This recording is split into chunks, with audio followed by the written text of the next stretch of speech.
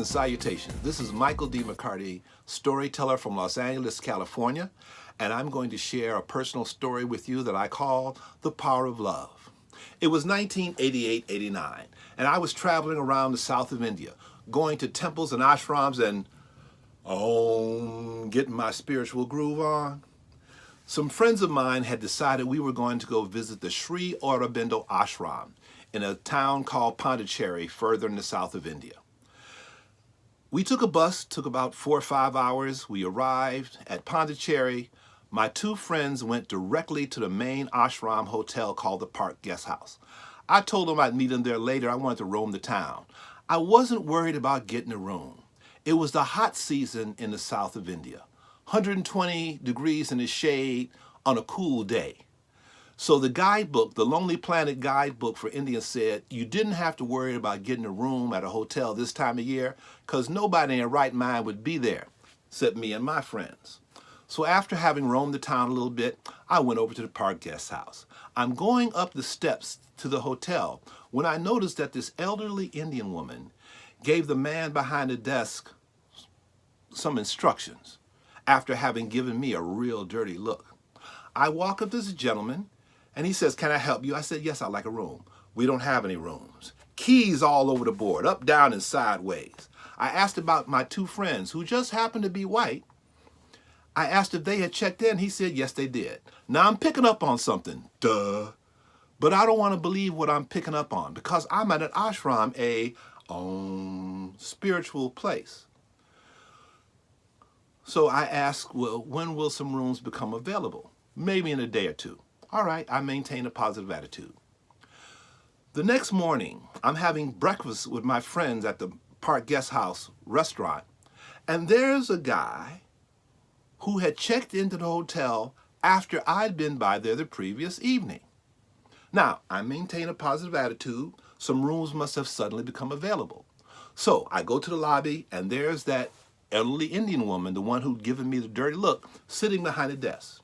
She's checking some people in, an Indian family. I'm standing back waiting for her to take care of her business when she looks at me and says, "What do you want?" With attitude. I said, "Well, I came to see if you had some rooms available." "No, we don't have any rooms for you. And this isn't just some hotel. This is for people who are coming for the Sri Aurobindo Ashram. Like I'm halfway around the world and I don't know this. So I've had enough. I am P.O.'d. I've had enough of this town. I've had enough of this ashram. I make arrangements to leave the following evening. The next morning, I go to have breakfast with my friends at the Park Guest Hotel restaurant again when I am physically barred from entering and told that I have to get this person's permission to go in. Now, you're talking about your old school Chicago wild, crazy person. I know how to yell, scream, cuss, and fuss. Haven't done it in a while, but I still remember how. But I maintain my equanimity. I go to the lobby. I said to this woman who is now sitting behind a desk again, "Madam, is there some problem? I'm just going to have breakfast with my friends in the restaurant. May I go in?" "No, you wait in the lobby." "Oh, it's on now. I am getting ready to go off up in here. I'm getting ready to go Chicago West Side all over India." And just as I'm working myself up, this voice in my head says, "This is a test. It's easy to love those that love you. The test is to love those that hate you." And I figured this woman qualified. Now, you must understand, love was not uppermost in my mind in terms of things I wanted to send her. I could think of a hot, fiery place I would love to have sent her. But I'm thinking, how can I send her love? How can I send her love? Then I remember having read about auras, the energy that surrounds every living thing. And I remember having read how pink was the color that represented divine love. And I figured we definitely needed some divine love up in here. So mentally, I enveloped her in this bubble of pink light, and then I proceeded to pump pink at her butt. I was pumping pink, I was pumping pink, I was pumping pink. I worked up a sweat pumping pink. After doing this for a few minutes, all of a sudden, here comes this woman. "Excuse me, but are your friends in the restaurant?" Now, I'm from Chicago. We'd be suspicious. So I'm looking around. Am I being set up? What's going on? I said, "I don't know. You wouldn't let me go see." She says, "Oh, go, please go." And she personally escorted me to the restaurant. And as I walked into the restaurant, I looked back at her, smiling sweetly at me, I realized I had experienced the power of love. Now, that was 88, 89. 1992, I would become a professional storyteller. A year or so after that, I was at Community Storytellers, storytelling group in LA where we go and tell stories. And I had just told this story. After the meeting, this friend of mine came up to me and, Michael, she said, I really, really needed that story. I was very happy that she felt the story was important. A couple of months later, she comes up to me again after this meeting. She says, Michael, let me tell you what happened. Well, it seems that at her job, her boss had made it her personal mission to give my friend unholy hell each and every day. So this particular day, my friend decided she would do the pink thing. She would send her love. If not love, she would send her like. If not like, she wouldn't send those, I want to choke you around your neck thoughts. You do the best you can. So she was doing that all morning at work. At lunchtime, all the employees were together in a little lunchroom. My friend was sitting here speaking to someone over there. The boss was sitting next to her speaking to someone over there, when suddenly the boss turned to her and started to engage her in pleasant, complimentary conversation. And from that day on, there was no more mess between them. The power of love. It's real. It works. Check it out. And that's the end.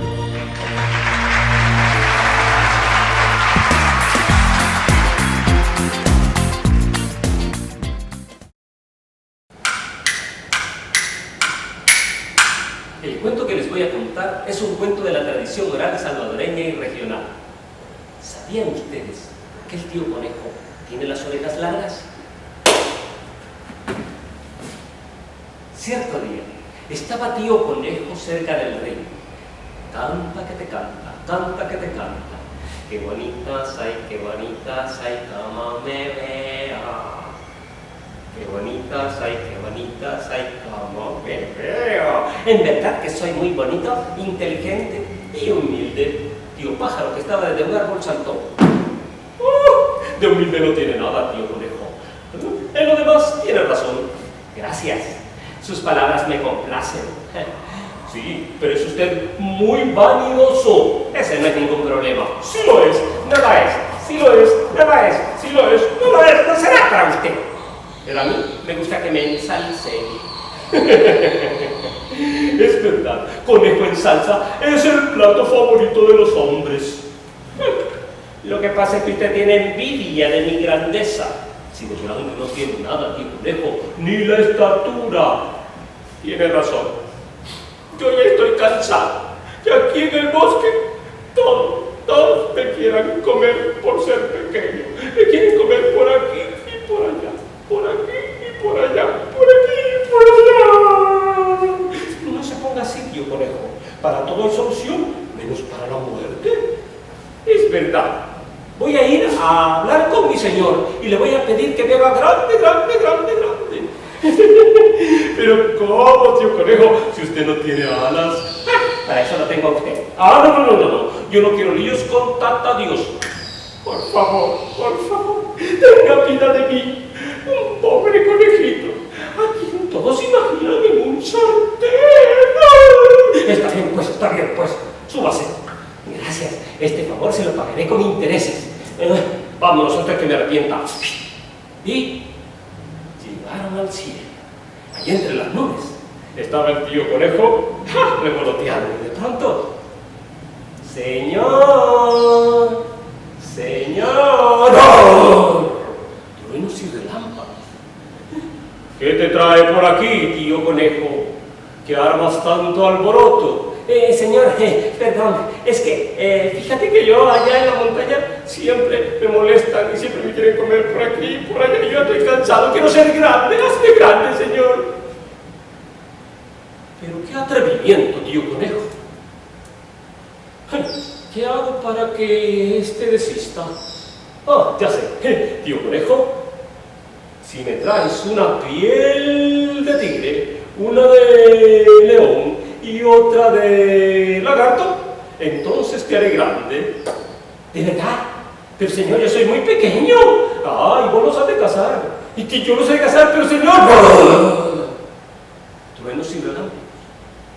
Y así fue. Y así fue como Tío Conejo volvió a la montaña. Y en la montaña, un silencio total.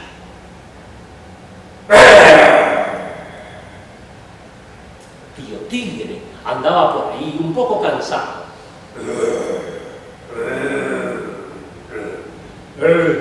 Un árbol.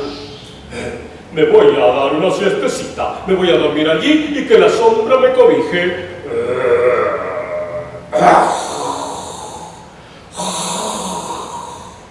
Y se durmió.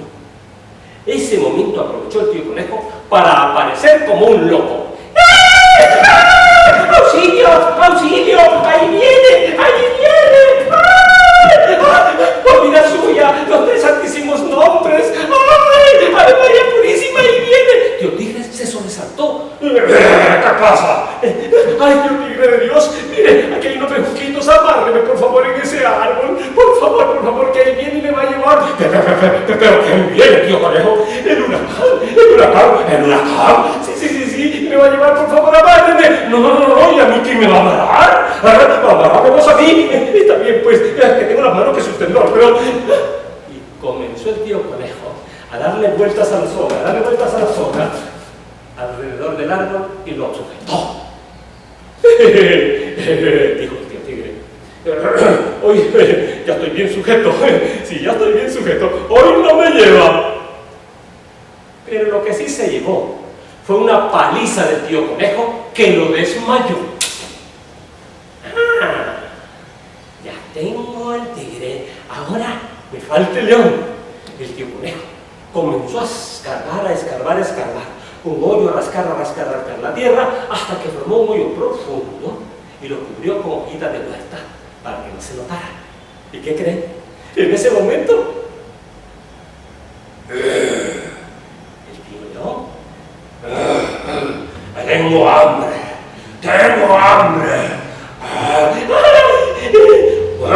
Conejo.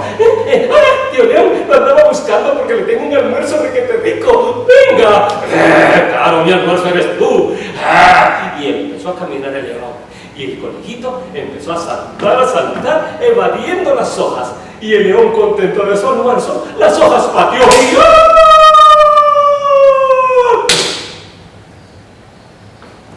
Me libré para siempre de tus garras, tío León, dijo nuestro amigo el conejo.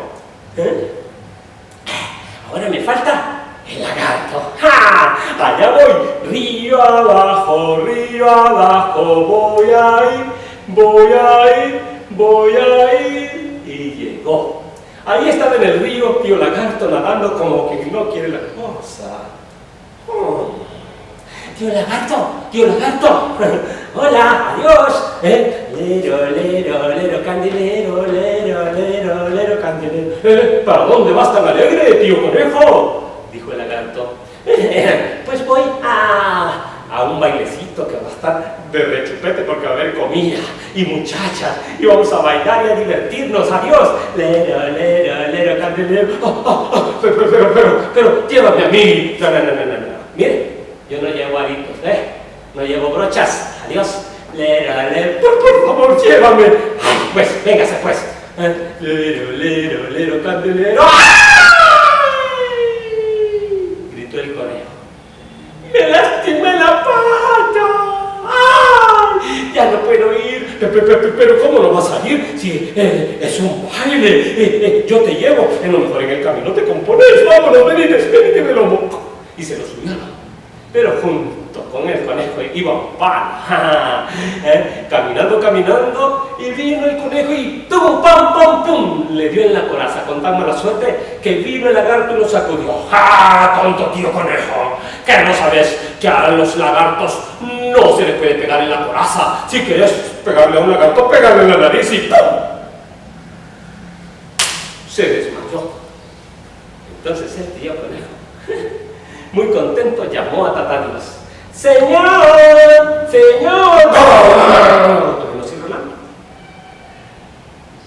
¿Qué querés, tío conejo? Tío, ¿te acordás que aquel día tú me dijiste que me ibas a hacer grande si te traía una piel de tigre, una piel de león y una de lagarto? ¿Sí? Pues aquí las tienes. ¡Ah, grandísimo villano! Era para que desistieras. No estás a gusto como Dios te tiene. ¡Ahora verás! Y con sus manos empezó a alarle las orejas. Se las aló, se las aló, se las aló. Y el conejo se hizo grande. Pero de las orejas se había vuelto un gran orejón. Y de pronto, tío conejo dijo: ¡ay, señor! ¡Oh! El señor no estaba. Quien estaba ahí era tío pájaro, que lo había presenciado todo. ¡Oh! En verdad que no mintió, tío conejo. Es usted ahora grande, pero de las orejas es un gran orejón.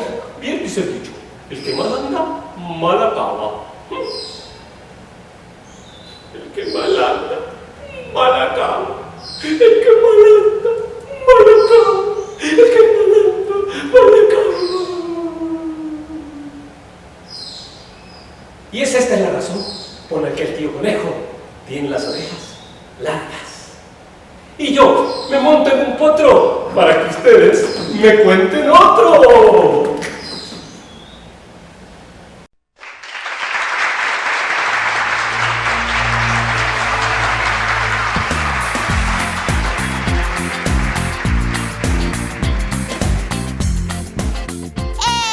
¿Te gustó el show? A mí me encantó. No olvides comentar, darle like y compartir. Sigamos disfrutando de la palabra 2020, el valor de la palabra.